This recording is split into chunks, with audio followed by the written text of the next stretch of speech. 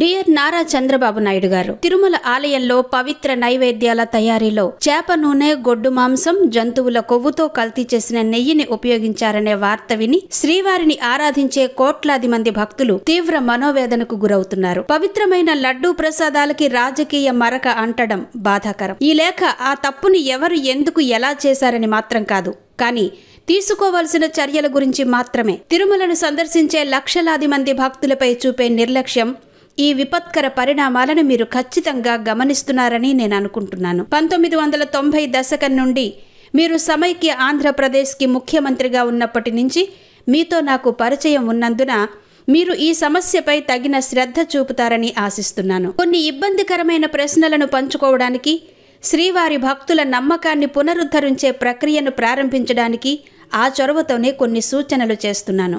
కల్తీపై నివేదిక జూలైలో అందిందని ప్రభుత్వం ఇప్పటికే చెబుతోంది. మరి సెప్టెంబర్ 20 వరకు ప్రభుత్వం ఎందుకు వేచి చూసింది? తిరుమల తిరుపతి దేవస్థానం ప్రతిరోజు దాదాపు 3.5 లక్షల లడ్డూలను భక్తుల కోసం సిద్ధం చేస్తుంది. యాత్రికులు భారతదేశంలోనే కాకుండా ప్రపంచవ్యాప్తంగా ఉన్న స్నేహితులు, కుటుంబ సభ్యులతో ఆ ప్రసాదాన్ని పంచుకుంటారు.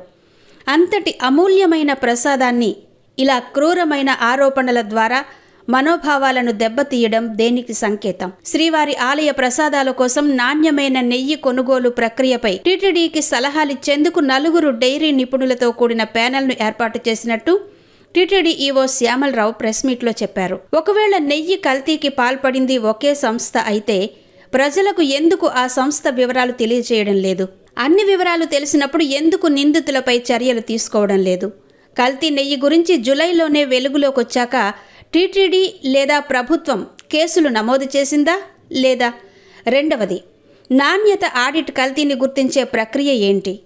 ఒక ప్రైవేట్ కంపెనీ సరఫరా చేసిన 4 ట్యాంకర్ల నెయ్యి అనుమానాస్పదంగా కనిపించింది అని ఒక వార్తా సంస్థతో తెలిపారు. అది మీ అనుమానమా లేదా నిర్ధారణ? ఇక్కడ మరో విషయం ఏంటంటే, టీటీడీకి పరీక్షా సౌకర్యాలు సరిగ్గా లేకపోవడాన్ని ఆ నెయ్యి సరఫరా సంస్థలు సద్వినియోగం చేసుకున్నాయి.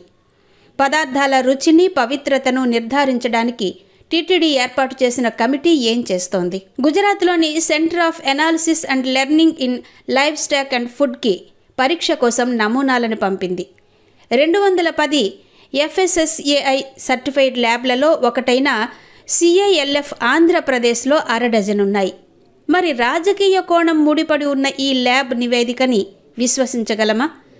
నెయ్యి సరఫరా చేసే వారిలో ఒకరి నమూనాలు మాత్రమే ఉన్నాయా లేదా అనేది కూడా అస్పష్టంగా ఉంది. చాలా విలువైన లడ్డు యాత్రికులు కోరిన ప్రసాదాలలో ఒకటి మాత్రమే.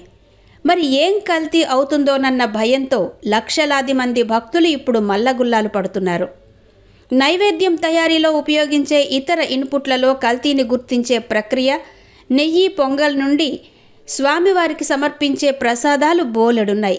వెంకటేశ్వరునికి నైవేద్యంగా సమర్పించి అనంతరం భక్తులకు అందచేస్తారు.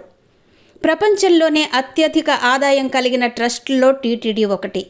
5,000 కోట్లకు పైగా బడ్జెట్తో 18,000 కోట్లకు పైగా డిపాజిట్లు, వేలాది కిలోల బంగారంతో టీటీడీ తిరుగులేని సంస్థగా ఎదిగింది. కాబట్టి కొండపై తప్పనిసరిగా ఆధునిక అంతర్గత FSSAI ధృవీకరించబడిన ప్రయోగశాలను తప్పనిసరిగా ఏర్పాటు చేయాలి. వాటి ఏర్పాటుకు హైదరాబాద్, చెన్నై, బెంగుళూరులోని IITలు లేదా IT దిగ్గజాలు తప్పనిసరిగా తమ ఇంజనీర్లను సహాయంగా పంపిస్తాయి. ఆధునిక సిస్టమ్ అప్లికేషన్లు, సాంకేతిక సహాయంతో కల్తీని సులభంగా కనిపెట్టవచ్చు. అప్పుడు కల్తీకి ఆస్కారం ఉండదు, భక్తుల మనోభావాలు దెబ్బతినే ఆస్కారం ఉండదు. శంకరయ్యర్ రాజకీయ ఆర్థిక విశ్లేషకుడు, రచయిత, కాలమిస్ట్.